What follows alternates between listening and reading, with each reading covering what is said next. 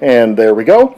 Hello, everybody. Welcome to the Heroic Girls Book Club. My name's John, and with me are both Vivian and Vanessa. I have both at the same time. Well, do you guys want to introduce yourself and tell a little bit about yourself? I'll let Vivian go first. Ooh, this is going to get so confusing. I'm going to go ahead and guess right now that John's going to call one of us Vanessa and the other one Vivian at least once. That would be perfect. The double V's I bet all of you French fries that's going to happen. So French fries? Wait, what kind of French fries, first of all? We cannot go further until we actually figure this out. Humble potato, steamy Parmesan fries. What? All right, we're all fancy. I was just thinking like, I don't know, In-N-Out animal style fries, but okay, I'll settle for a humble potato. Sorry, continue though. This is my dream where we're all hanging out together in real life. My name is Vivian. I'm an Imagineer and an animator and an artist and an illustrator, and I'm John and Vanessa's friend. There we go. Friend is a strong word. Let's try frenemy. Thank you for having me, John, and I guess Vivian. So my name is Vanessa, the other V in this whole torrid affair. I am a post manager for a major tech company up in the Bay, which, pays the bills. But in the meantime, I'm also writing graphic novel and some animation things, which Vivian gets to help me out with eventually. All these things. I think in general, just trying to practice my best artist life right now. So that's me. And I think I would be very remiss if I did not mention that today is our very own Vivian Lee's birthday. So happy birthday, Vivian! Are you going to sing the Beatles? What's that? Yeah, the Beatles' version of Happy Birthday. I think they got that from someone, didn't they? I don't think it was the Beatles' original. Oh, maybe. Everyone was stealing from everybody back then. But I didn't want to let the day pass without wishing you that happy birthday. I got these snazzy new glasses. I got a hat. So I did not. We are glad that you made one more trip around the sun. And I just didn't want that moment to pass without being acknowledged. So I'm going to take off my hat and glasses now because I can't see anything. So.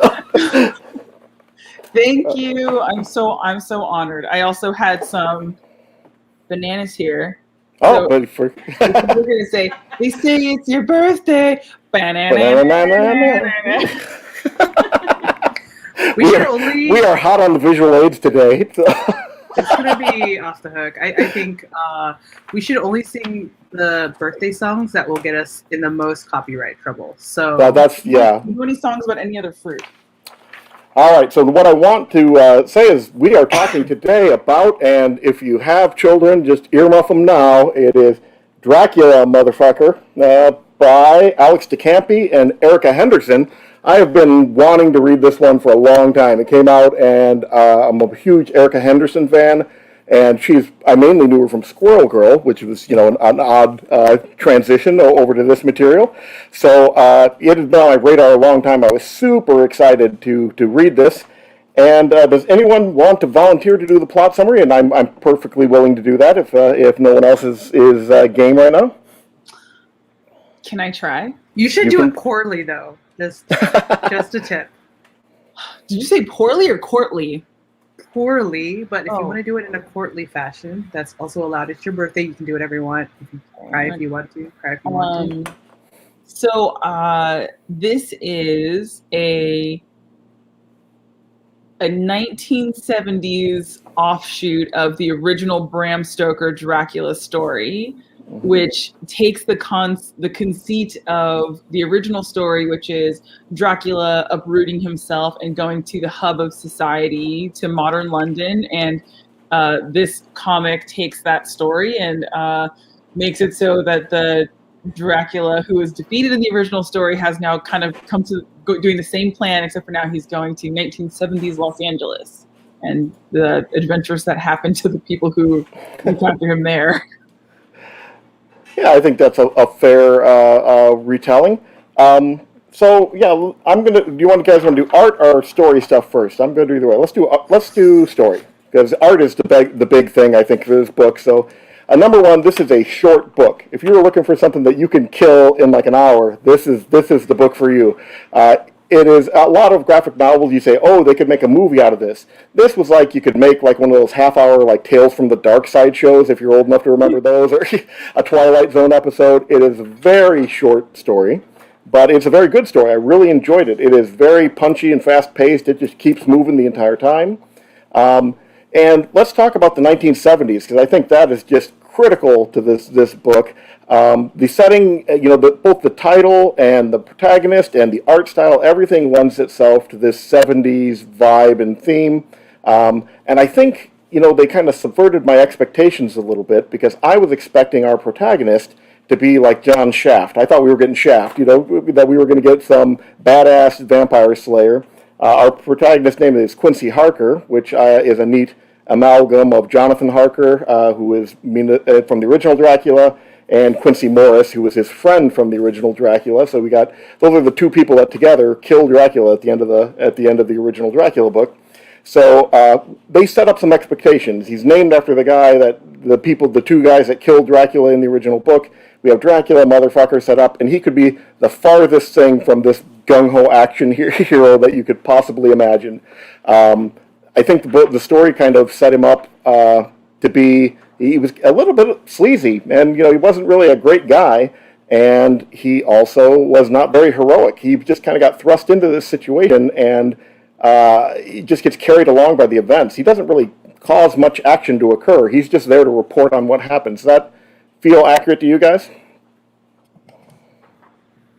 Yeah, I think so. I think it's an interesting balance, right, that they're trying to strike. I think thematically they knew exactly who were the most compelling characters, and then they put somebody who's more like, you think of like Nick in The Great Gatsby, who kind of was like, I have just showed up in a situation where I do not know what is happening. Like, suddenly there is death and mayhem, and I'm in love, question mark. And it's interesting that you pointed that out. I had not clocked that yet, for the be an amalgam. And again, everything about this book is a subversion of the original story in ways that are super interesting that we can get into soon. But I think what they've done is not create like another John Shaft, but somebody who is like,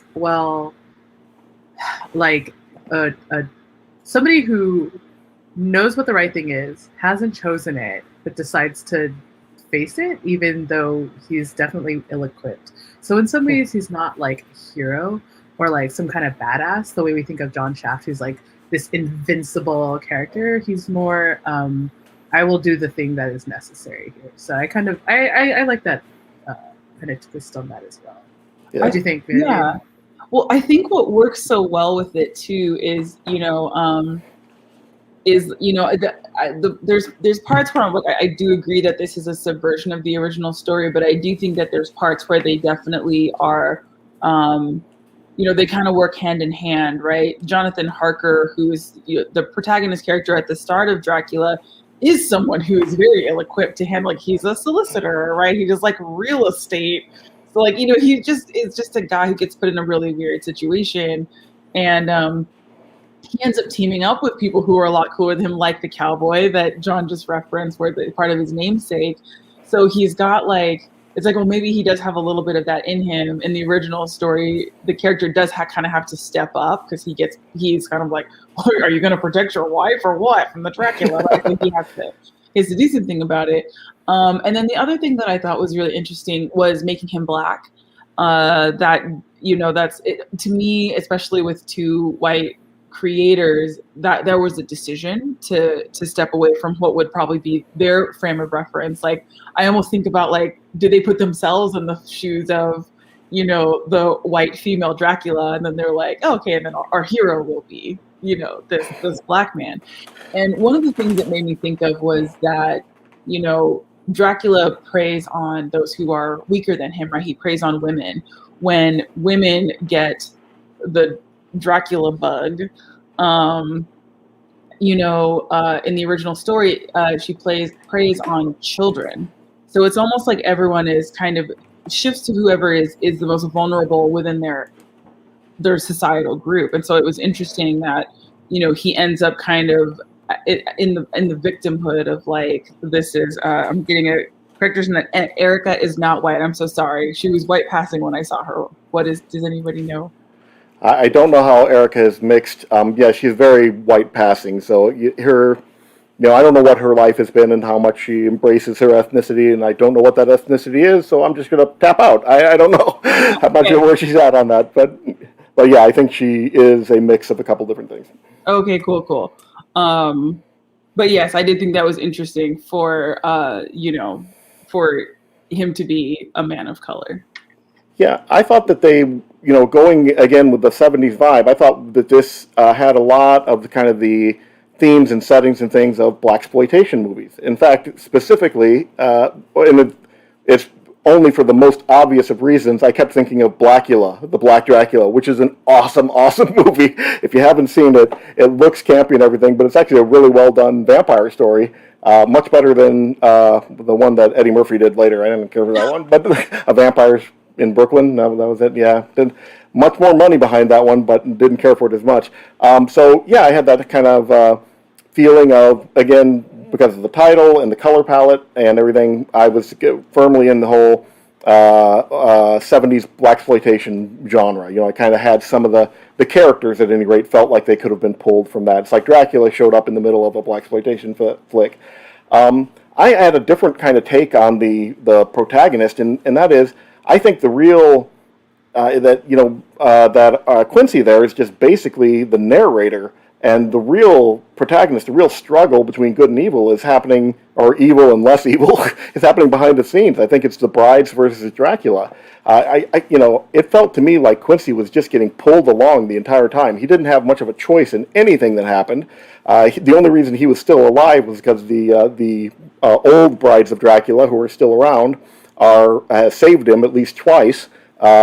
And he didn't have a lot of agency in the story. He just kept showing up over and over again, and he was there to record what happened. But am I wrong in thinking that he didn't have a lot to do with what happened on the action that happens in the story? I wouldn't say you're not wrong, and it's not that he's also not part of the action in like an integral way.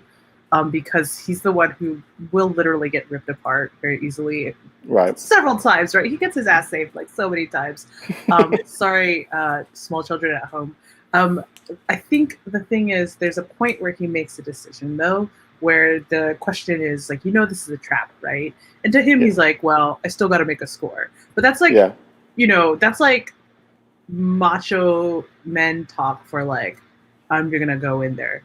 Just because I have to do the right thing, and I think it's a choice, right? Like he actually had to say, like, I could show up or I don't have to show up. Like I don't have to go to this party to because he knows it's a setup. But he also brings a stake, partly out of fear for his life, but partly because he thinks, well, maybe there's a chance. But again, like what you keyed into is that he doesn't. Like it's revealed very quickly that he does not have the wherewithal to actually face this, and that he is caught in a cosmic battle. And that thematically, are we allowed to do like spoilers on how things end, like how zombies come in and take the world, or? I think that's okay. We normally talk about the entire plot of the story and everything. If you haven't read the book, number one, just go buy it and read it. The recommendation is out there on the table. But if you're interested in what the book's about and talking about what happens in the book, you're in the right place. So go ahead. I think it's just a gorgeous thing to have as part of your collection if you love color, and we will definitely get into that at this later bit. Like John said, it was like a big part of the book. But I think, in him, like, now you're part of a specific story. He gets, like you said, dragged into what he is through that day. All of us have like some kind of protection, right? Some of us bring stakes, some of us bring mace, some of us holy water. I definitely have some kind of just tucked away, like a little derringer. It felt kind of like the woman who goes into the parking garage with her keys between her knuckles. I mean, it really, I don't know what he thought was going to happen there, but even though he had a stake, which is the vampire killing tool, it just didn't feel anything adequate. You just went, oh, he's going to die. It's just, That's what it felt like the entire time. He never Well, felt like he was in control of his situation. I think one thing that you mentioned that kind of brought to mind too, and would love to hear what you guys think, is that actually the most dangerous thing about him was his camera, right? And that is Right. why Dracula ends up going after him. And there is a sense that like this witness to something nefarious is what makes him a threat, which is kind Right. of interesting, right? So that when you think about if his main role is as the witness, the storyteller, Right. then is he powerless because he does have the truth or the power to expose the truth about this particular, like these particular murders, right? And Right. obviously, like it would be really easy to just smash the camera. I don't know why he's continually going after this guy. Like something's gonna happen because somebody in the 1970s is gonna be like, and I'm sorry, this is like probably like maybe a little bit extreme, but like are the white cops gonna believe Black Quincy Harker that Dracula's in town? I just like It's LA. Like LA is a very racist town. I grew up in LA. I love LA, but like it is racist AF. LA cops are racist? Do tell. I know. Are we all surprised? I'm sorry. Everybody clutch your pearls for a second. So yeah, I think that is kind of a beautiful thing. It's almost like 70s version of like cell phone recordings or something like that. Right. What do y'all think?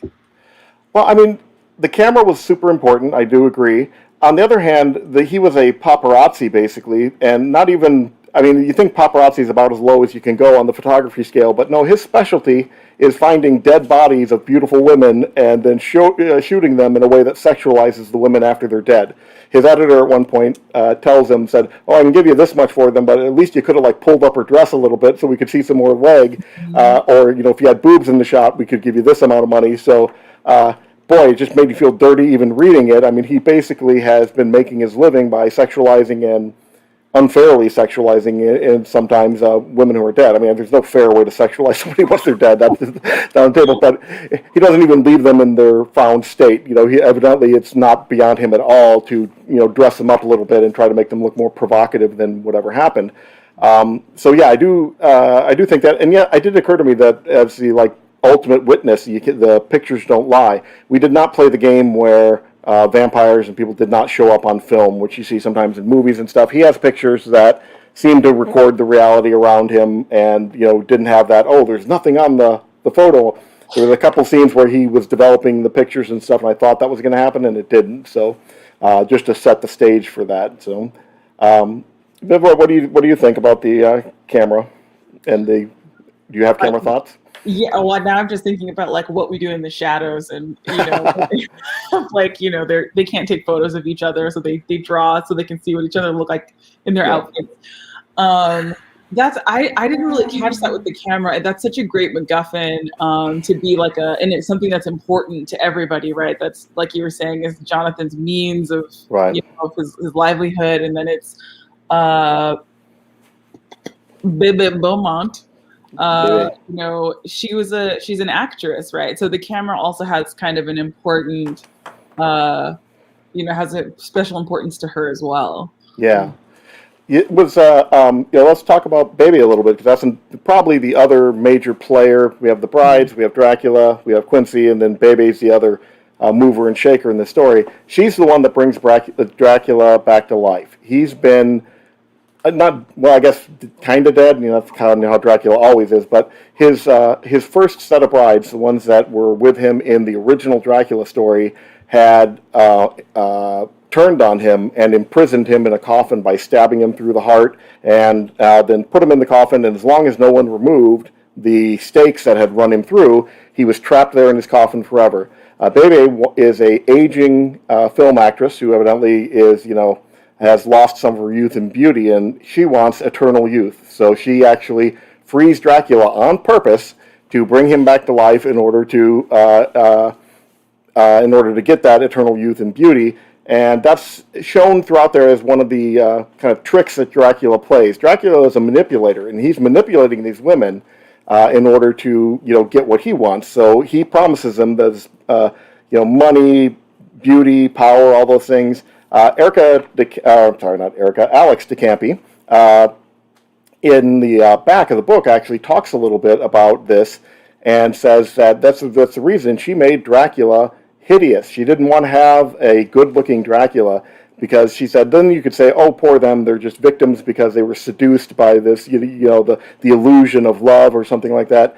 The Dracula in this is this amorphous blob with dozens of eyes and fangs and teeth. You can see him down there in the bottom right-hand corner, and that's how he's presented in the entire book. There is no, seductive Dracula in there. These are women that are making this devil's bargain where they're trading in, part of their soul, basically, in order to get youth, beauty, and money and power. And what killed me was that she makes the analogy to Melania Trump when she's trying to describe how this relationship would work, which I thought was just, chef kiss, that's beautiful. But, she lists a couple women that are kind of married to who she considers to be real-life monsters. And she also mentions Harvey Weinstein's wife, who I don't know much about. But, she was trying to put, in her mind, the brides, especially the new brides Dracula has taken, that's the kind of bargain that they've made, where they're willing to stay with this monster because they get something out of it, that they're, that they've allowed themselves to be manipulated into this situation.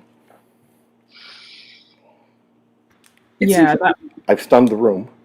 Well, no, I think it's a hard thing to talk about, like, specifically with Baby, because it's clear we're set up not to like her, which, I totally get it. There's complicity, obviously, with what is happening. I don't know. I was just talking to somebody about like protagonists and antagonists, and how like the most like neutral thing of the term is like if you have a protagonist, they have a goal, right? And then antagonist is there just to kind of block that goal, but isn't necessarily evil. So like, are we to think? Like I didn't even, not that I wasn't immediately making connections with these women who are like in bad relationships with abusive men in power, because it's a specific kind of trope, which like, let's definitely get into Dracula vampire tropes and like we've already talked about the non-image thing, but like this one in particular, right? Like it has to use that because it's such a short book, and also because the colors and the blaxploitation, like you have to pick up on some of that really quickly. So like Baby is like a stand-in for a lot of these things. So she's not very filled out as a character.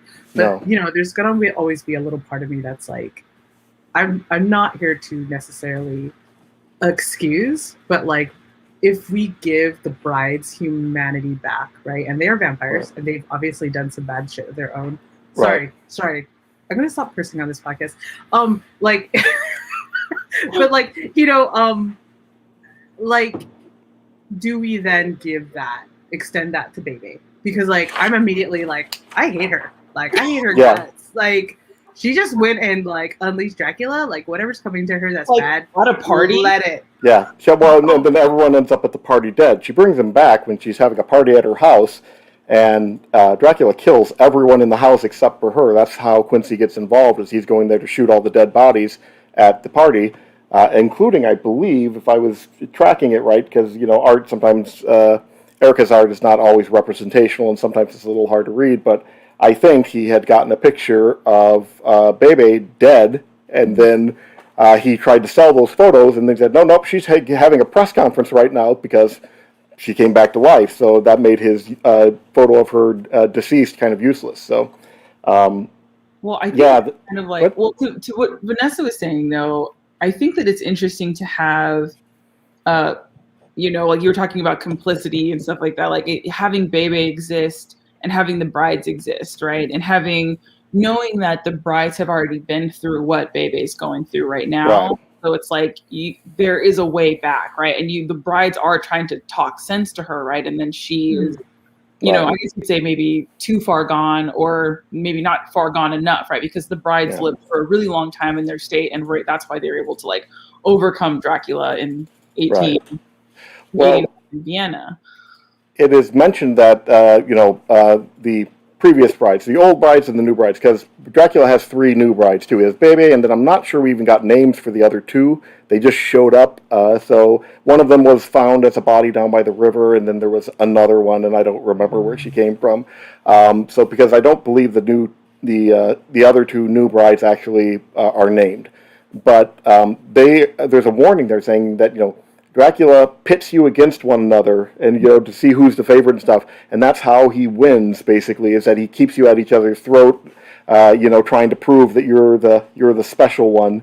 And the old brides had been around long enough that they had figured this out, and that they didn't need to be beholden to him anymore, and so they turned on him and killed him.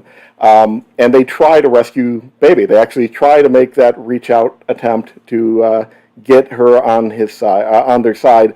And it doesn't work very much. I did like, at that point in the story, that Baby's wearing a Lon Chaney mask from Phantom of the Opera when she answers the door. That's that half mask from the classic old horror movie.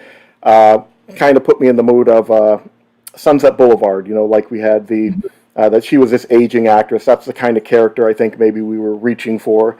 She didn't look that old to me in the early drawings, but she was worried about becoming old, and I think that was kind of the call out there. But yeah, the old brides end up protecting Quincy, and okay, we're going to plot spoiler, get some more. They manage to kill the new brides that are trying to kill Quincy. Wait, I hadn't gotten that far. Oh no. So but then Quincy gets bit by Dracula at the end. And it turns out, I believe that was just part of the plan of the brides of Dracula, the old brides.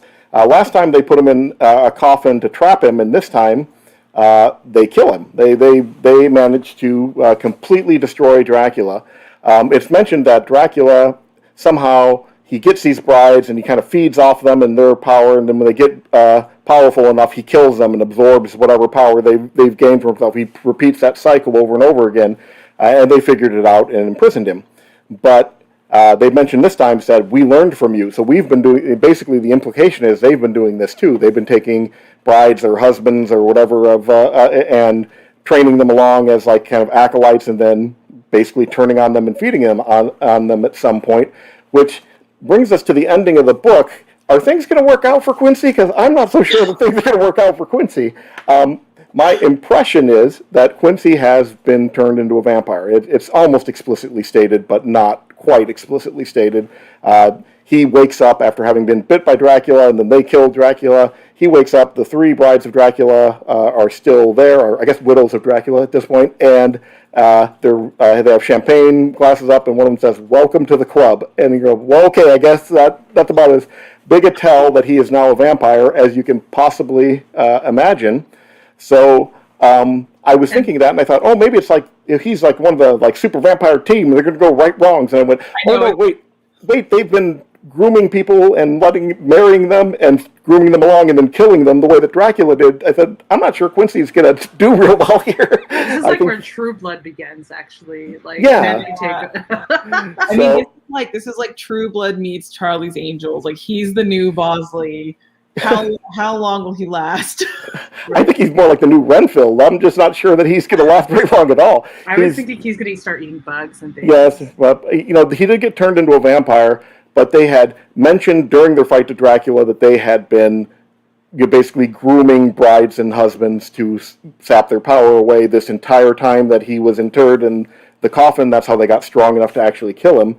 And Quincy's been turned, but we know what they do. They've explicitly stated how they operate, and I didn't feel like they felt he was just one of the gang at this point. He still feels like a meal to me, but I could be wrong. But what did you guys think? Do you think Quincy's gonna, rise to power here and be an equal with these guys, with the brides, or do you think he's actually just on the appetizer tray?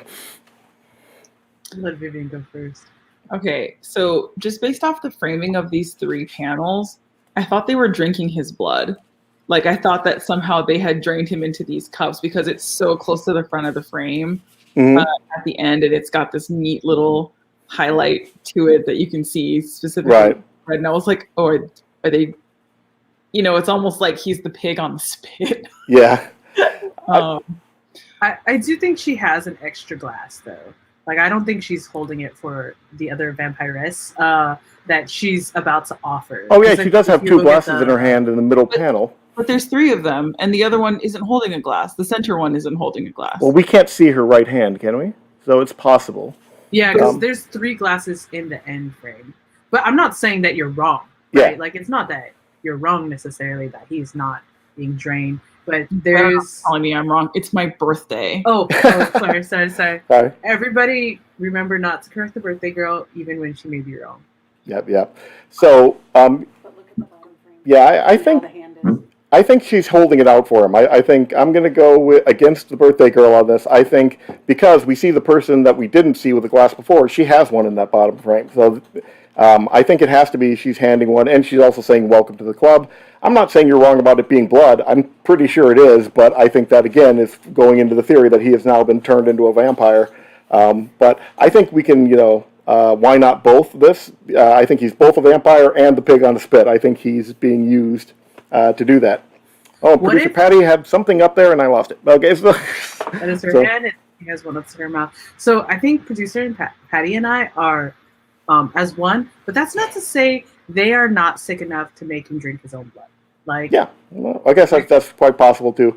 My favorite part, though, was like this part of there's you don't get a hint of it until much later, right? Like all the last 3 pages are doing a lot of exposition work, which upon reflection I'm a little bummed about. But there's a point where they're he's at his most vulnerable when he's feeding, and they continue to let Quincy Harker be the sacrificial lamb. I was like, oh, interesting. Yeah, he's the hero of the story, the way the goat at the beginning of Jurassic Park is the hero of the story. I really felt like they were using him as bait. That's why they kept him alive. They were trying to draw out Dracula, and they needed, because they knew he was weak when he fed, and they needed something for him to feed on, and Quincy was that one. So in a very mercenary interpretation, you could interpret it as they were not letting the brides kill him because they wanted him to be there for Dracula to come out and try to feed on, because when he did that would be their opportunity. Yeah, I'm completely down with this too, because I think I don't think they're nice people. I did not get the impression that they were really in it for anything other than vengeance against Dracula and protecting themselves. I did not get that they were humanity's champions. I think they would be perfectly willing to take Dracula's place as the head of the vampire world. That was just kind of my impression of what they were trying to accomplish. Well, I think what's interesting, so here we go into Dracula vampire tropes and thematic things within kind of this specific storytelling. There's always somebody who's if you're anti-Dracula, you're obviously a hero, unless you then become Van Helsing, and you then become a monster killer at the cost of killing all types of monsters or something like that. But then, so they're not heroes, right? They're just somebody they're getting revenge. But then what it also says a little bit is that in the cycle of abuse, the abused can become abusers, which I get. But is that the story that I wanted from this in particular? And it's not that there doesn't have to be a right answer from that. Right. But it's was that the intention too? Does that make sense? Not to get dark or anything, but yes, John, did you have your hand raised? I do. I have my hand up. I think we can definitely say it's an intention because, again, if you read the interview with Alex De Campi in the back of the book, there's one with her and one with Henderson. She says that once these women are trapped, they realize the monster is worse than they realize, and they have to become monsters themselves to escape. But that she explicitly says that in order to get away from a monster, you have to become a monster yourself, which is very literal in this book, but also could be figurative. That the brides of Dracula, in order to escape him, also had to become a little bit more like Dracula, probably, than they would have liked at the beginning of the story. So I think that cycle of abuse type thing is probably an explicit theme. That's kind of what I got out of her quote. I do think that it's only if you've read that interview at the end do you have to accept that interpretation. You could just say that's not in the story that's told, and I have multiple ways of interpreting it, which is the beauty of all stories. There are different ways of looking at it. There isn't a canonical way that you have to interpret what happens here. I think there are a lot of different possibilities. It's a very ambiguous ending that could go a lot of different ways. If you want a happy story, just think that they're going to go off like an Anne Rice novel and live together somewhere. But I'm not sure that's going to happen. But they, in an aging house. yeah, in an aging house somewhere with glass fingernails. That's what I remember. I all like glass fingernails. Anybody else read Anne Rice? Just me. All right, so all of them. all of them. Yeah. No, well, Sorry, go ahead. To Vanessa's point about the abusers, like I feel like taking things down to like the, there's like the lore that kind of follows through with Dracula through film that you kind of keep coming back to, and I think, like you guys were saying, there is huge subversions that this story takes, where it's, you can be a seductress and be the hero. You can be ill-intentioned to the world, but as far as your goals of killing Dracula, be a hero, right? So it's not like we're all heroes because we're all trying to save the lady, like the pure lady. So kind of by muddling that kind of black and white, I think just in and of itself is subversive. But the other thing that I really liked is thinking about what power people have. So you mentioned Jonathan, Quincy's power being his camera, right? For Bibi, her power is her youth and her beauty. That's something that she wields to for like women at that time. Like, what do you have? What power can you muster? For the original brides, their only power was the fact that they were women and could be brides, right? And so you think about historically, what power did women hold? Marriage. And then that's kind of like marriage and motherhood, right? Right. So, it was kind of interesting to take that and then marry it with the 70s and sort of see the power play of like, what is it people are striving for? What are they going to sell their soul for? And luckily, Hollywood has completely fixed that issue, and there's no obsession with youth and beauty anymore. I'm so glad. I did think that the brides were genuinely attempting to save Bebe in a way that I'm not at all positive they were for Quincy. I think that they saw themselves in her because they were exactly the same way she is now back then, and they were trying their best to reach out to her and make her realize Dracula's no good. He's going to abuse you. He's going to kill you. Now this is, I'm trying to remember which bride name this is. I was trying to match names to people. I think she's Alina, I'm pretty sure that's Alina. Laughing at Baby's, thing. Baby's basically making this kind of sounds like an abused plea of no, it's different for me. He's not like that with me. I'm the special one. And she's laughing at her because she's been through this before, knows exactly what's happening, and knows, no, you're not that special. You're just another person he's using on his way to claim power, and when he's done with you, he's going to throw you aside and probably kill you. So, I did feel like the brides were trying to actually rescue the new brides in a way that they really weren't with Quincy. Quincy was just kind of along for the ride and to be bait. So that was kind of my interpretation of what was happening there. I like that note. I like that that there was trying to have that genuine thing, and I don't think that can be easily dismissed. What's funny about this whole spread is like it feels like lifted. The dialogue feels lifted from like a Lifetime movie. Like it's very like, let me tell you exactly what is happening, and it's so textual. Like it's very like, this is exactly how you should read it, which is fine, but like against those visuals, it pops in ways that like it would not have just by itself. I don't know if this is a good chance to segue, but I did want to like come back a little bit really quickly, not to talk about Dracula, because also a fun subversion is when the title being about Dracula. Who is this? Right. Who is this really about, right? But Dracula as being like a monster and being more literally a monster, like my experience for people who are abusers are that they are very attractive people. Right. So to take away the attractiveness and it's actually so like Man in Masks, right? Like a lot of times we think of abusers as like pretty faces, but underneath there's a monster. But to me now, like they sit side by side. Like I'm now suspicious of people who are too pretty. All of LA basically. Sorry, Vivian, you're included. Suspicious. Yes, that's right. You. But like I think like so is there monstrosity re-imbued into this this amorphous character, or do we actually take away the power of the narrative by making him a demon?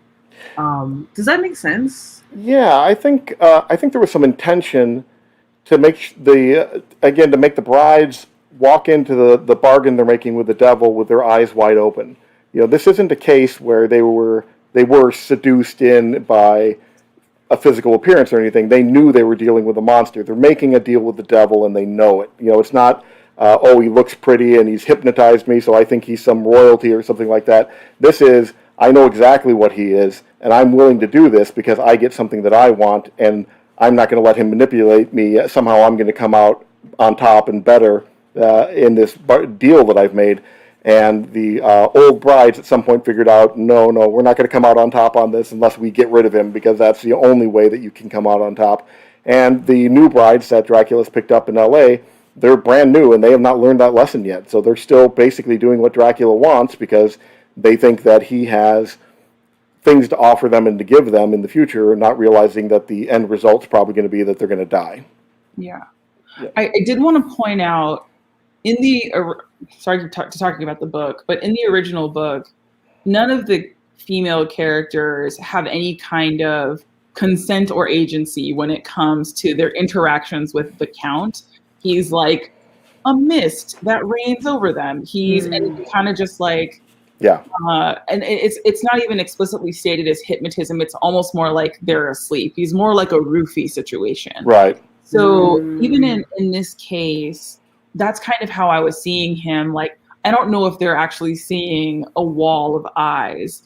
I kind of felt more like they were feeling a wall of eyes. Like they're feeling a presence, they're feeling a pressure, they're feeling something that compels them to do the absolute worst thing for their own sakes. To say like, if I do this, I'm doing something bad, but I'm doing it for me. Vivian, that's awesome. Like, okay, so I think that actually, I was trying to figure out how to link back to this, and you gave me that route. But I also, I know that I completely gave you money to set me up for this amazing point I'm about to make. Is it my birthday? It's my birthday. So I do want to acknowledge that Zayanza also agrees with me. Not that she's so original, but that we were on the same page in terms of like making this person not pretty. And it's only in recent interpretations where like vampirism is about like sexual power, and therefore there's that reinterpretation of someone beautiful. That was Stoker's basically addition to the vampire myth. They were just pure monster before that. He romanticized the vampire. What we think of as the modern vampire, a 17-year-old boy came up with in the 1800s. Everything before that was just almost like a zombie type of creature that would just suck people's blood at night. So yeah. Yeah, no, and then everybody kind of took off with that. I think one thing I wanted to say was that as a miasma, as like a goo or a force, that feels narratively probably more complete for what this book is about. Because like when I think of storytelling and the subversion of storytelling as it's progressed in our modern era, whatever you want to call it, like there's a point where we subvert but we don't go far enough. There's always somebody who's saying, oh, did we go far enough? And like when you think about, say, Hollywood, where there's a system of abuse that rewards power and youth and beauty, but also at the same time steals life from them, like the point is not to kill the individual monster, right? Like to take down Harvey Weinstein, have we vindicated a whole system and all the victims? Like the answer is no, right? Like no matter how much money you pay out, it doesn't stop the system. Like no matter how many James Francos you take down, I just said it. Like there's still gonna be this aspect that predators will exist, right? And then they just kind of move through the shadows. So by killing a miasma, by killing a force, at least within it, then you destroy part of the system, right? But then where do the brides then come in to that part of the story? Which is why I think it's interesting where it left off. But at the same time, at least there's this indictment of a system as embodied by Dracula brought into the present. Yeah, I think, the idea of abusive men using women, discarding them, was able, and setting it in Hollywood was just a beautiful thing, because that's an area where this type of abuse is just rife. We mentioned Weinstein, and it's the perfect place to do that. And then talking about how in the original story none of the women had any agency. This is saying no, the women had agency. They chose to become vampires in order to do this. They made a deal, and because they thought it was in their best interest. So, but we need to stick a pin in this and move to art, because we spent 45 minutes talking about the story. So, if we want to talk about Erica Henderson's beautiful art, which we should have probably started 15 minutes ago, I can't believe we've talked so much about this story in the book. It's just so skinny. But everybody was so enraptured by it. But let's talk about Erica Henderson's art. Now, Erica Henderson is someone that I primarily knew from The Unbeatable Squirrel Girl, which is an awesome book, all ages. Everybody should be reading it. And I think the thing we've all kind of at least alluded to it is the color palette choices she made in this. We have this, it helps give that 70s vibe. It's all these earth tones and everything we get, and a little bit of blue tones for a couple scenes, but a lot of red for night. We're not doing blue for night in this book. We have the night as a combination of red and black, and that's a very conscious choice. There's no need to limit the palette. She did that on purpose. So what do you guys think about how she's using color in this book? Vanessa? I'm kidding. I literally just went on a tirade about the system, and then you decide to ask the non-animate. Cool. Happy birthday to you. So I think this is spectacular. The black and red for night is such a great choice, because night is the danger point, right? I think a lot of times when you think of danger, you do kind of do the blues and the blacks, because that is a point of mystery, right? And I think they do start out with that at the very beginning, when you don't have a full picture of what's going on, and then as you realize the danger, the reds come in, and the art becomes very, very wild. De Hansa, am I saying that right? Rogers said that this makes me think of 1970s Italian horror films. I don't know if producer Patty can pull the image up, but there's a poster artist named Bob Peak, excuse me. And he did a lot of he did posters for like Camelot and West Side Story. Mm-hmm. And he really kind of has that like 1970s, like when you think of those kind of bombastic colors all next to each other, complementing one another, like bringing pinks next to like an olive green, I think this is a really great example of what he does. And like, it's so close, right? To sort of, you can fill a frame, or you can do something like this. And I think this is what Erica Henderson has done so well. Right. Yeah, Erica did win an Eisner Award. I think she got one for Unbeatable Squirrel Girl. I'm not positive she got one for Jughead, but this was just it was one of the reasons I really wanted to read the book, was because it's such a change up for her. She had done this very, very family friendly, all ages type material, and now she's doing Dracula, motherfucker. I'm like, I got to see that, because I wanted to see what she was doing. So, not quite a complete departure, because she did work extensively on season 3 of Venture Brothers. Yeah. Which is very close to this aesthetic. It's super close to this aesthetic. And also Sploops. Okay. Here. So, and she, that also includes the character Jefferson Twilight, which he's a Blackula hunter. So, it's kind of like, I feel like she could have been adjacent to material.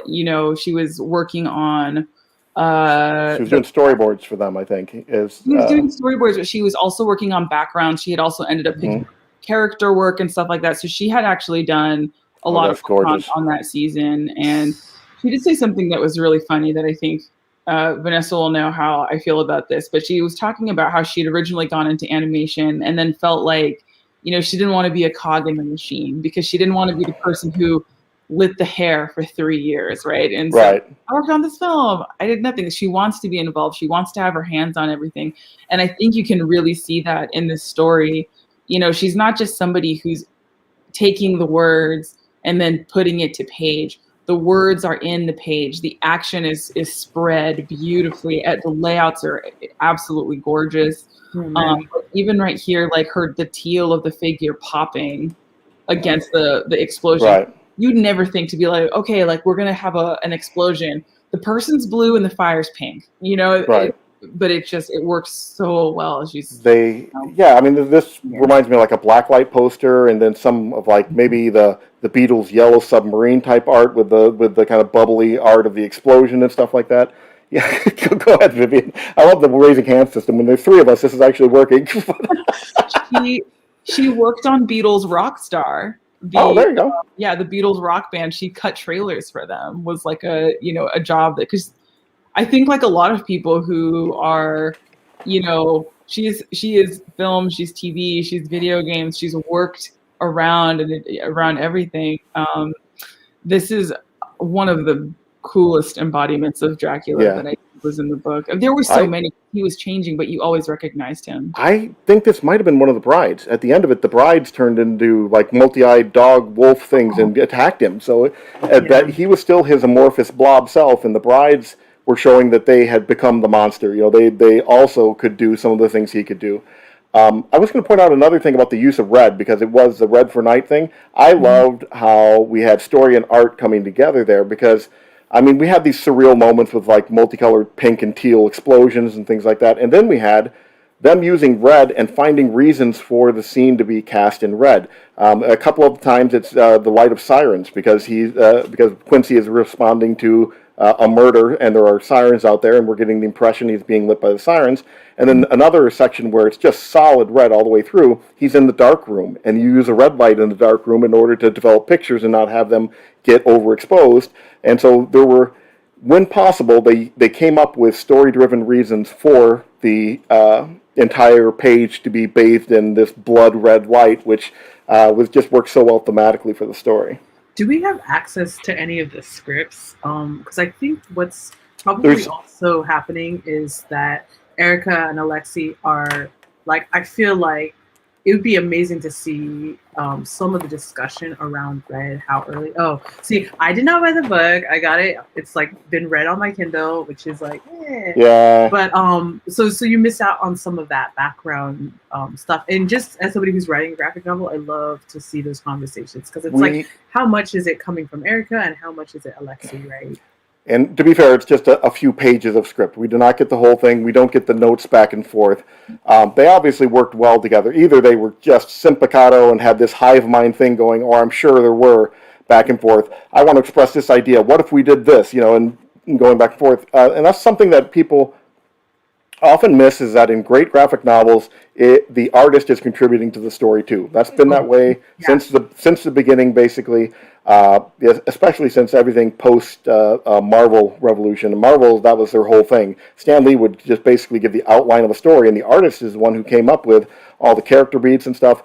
Famously, when he introduced Galactus, Jack Kirby turned the story back over to Stan Lee, and he said, and Stan Lee was like, "Who's this guy here?" And he said, "Well, I figured he's been important, so he needs a herald." And he had created the Silver Surfer and just stuck him in the book. That was not Stan Lee at all. Jack Kirby came up with it, because Stan Lee had just given the like one paragraph bare bones description of what happened, and he filled in all the detail. Now, I'm not saying that is exactly how this worked, but back and forth, and that's when you get the really good stuff. That's been my experience, anyways. Just like a shout out to Vivian, because it's whatever.